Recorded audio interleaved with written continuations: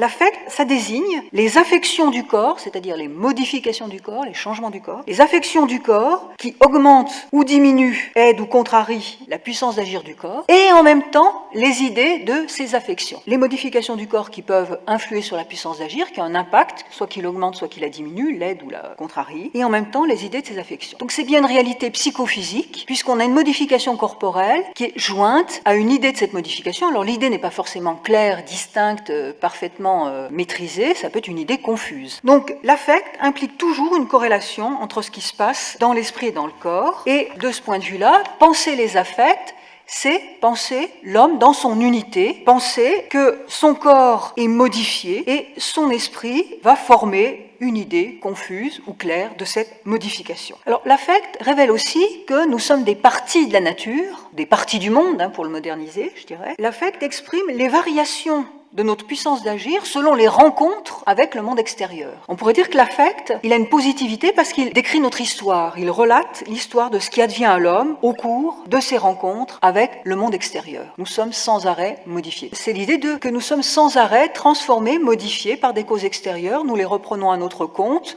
nous agissons aussi en retour, et donc l'affect est au cœur, au fond, de l'humanité, puisqu'il permet d'appréhender ce qui advient à notre puissance d'agir. Tout le problème vient de la part plus ou moins active que nous prenons à nos affects, selon que nous sommes cause totale ou partielle de nos émotions, selon qu'elles nous expriment pleinement ou selon qu'elles reflètent l'impact des causes extérieures qui nous modifient. Les causes extérieures ne sont pas forcément nocives, elles peuvent avoir un impact positif, même quand nous pâtissons, nous subissons une cause extérieure, elle peut nous aider à affirmer notre puissance d'agir. Mais le problème vient du fait qu'il y a des causes extérieures qui contrarient notre puissance d'agir, qui la diminuent, et de ce fait, le problème c'est pas l'affect tout seul, mais l'affect triste. Alors par affect triste, l'ensemble des affects qui nous font passer d'une plus grande à une moindre perfection ou une moindre réalité, c'est-à-dire des affects qui diminuent, qui réduisent notre capacité d'agir. Ce sont ces affects-là qui sont centraux, puisque